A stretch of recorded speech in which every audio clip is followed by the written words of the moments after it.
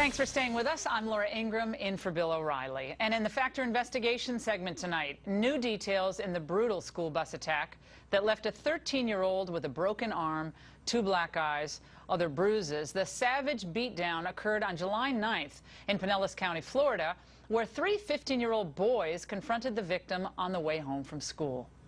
You gotta get somebody up quick. They're about to beat this boy to death over here. Please get somebody up quick. And they still do it. I know I can do. Leave that boy alone. Leave him alone. Leave him alone.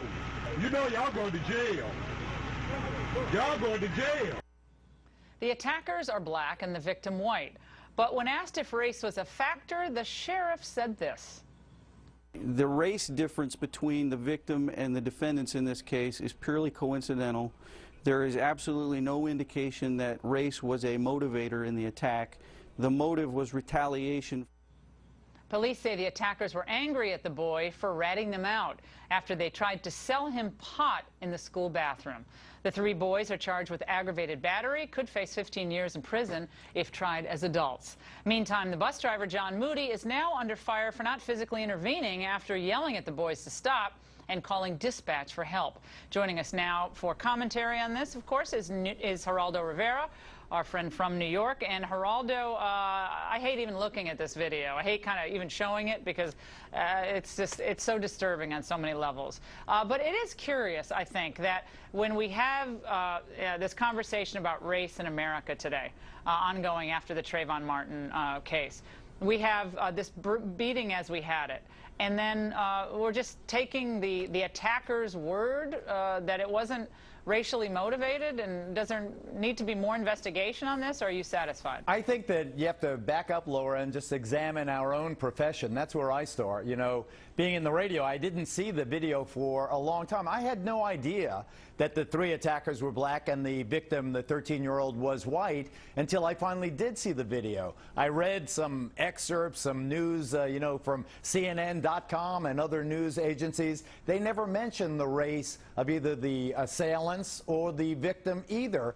Now, if the shoe was on the other foot, I think it's fair to say if 3 white kids had stomped on a 13-year-old black kid, you would have had, particularly in the post-Trayvon era, you would have had a massive movement, Jesse Jackson, Al Sharpton, and all the others. It would have been one of the crimes of the century. And I think that they would be hosting shows from Pinellas County, okay? Al Sharpton would have moved down there, Geraldo. They'd be shutting down the town, and they'd be screaming from the top of the hill. I'm not saying it was racial, by the way, but I think it's worth pointing out. It's not about, you know, we'll get to the investigation of what motivated the boys, the 15-year-olds, but I'm talking about us. I'm talking about the media. I'm talking about the press. We have a wretched double standard here, and I think that we really have to be honest with ourselves. If this had fit the victim stereotype of past civil rights violations, we would have been all over it, but because it did not, and it was kind of, you know, the 3 thugs and the victim, so we could let it be race neutral. I don't agree with that. I think, as Cornel West, the famed professor, said, race matters, and we have to talk about it, particularly in the post-Trayvon era. Now we get to the sheriff and others who say that it wasn't because the victim was white and that the perpetrators were black. It was not racially motivated. It was that the kid ratted out one of the 15-year-olds, the Julian, for selling him attempting to sell him the $10 bag of pot. Be that as it may, it still is relevant that we have to talk about who these young kids are, who these young men are, and what they did. Well, it goes back to O'Reilly's talking points memo of last week, the week before, when he was talking about this scourge of crime. It's especially hitting minority communities. In this case, of course, it hit a white kid. And that's, and again, we don't know much of the underlying facts. But what is happening in the families of these children, where a boy is crouched in the seat. He's one boy, and there are 3 boys, and they're screaming epithets at him. I guess they're throwing $5 bills, and they're screaming at him and just pounding on him. I mean, it's not one-on-one. This is 3-on-1. You know, and it would be nice if more people like Sharpton and all these others, but you're getting into the sociology of it and the background of the kids, and I think that is fruitful for down the road. But right now, did the bus driver do enough? Did the bus driver intervene in an appropriate way?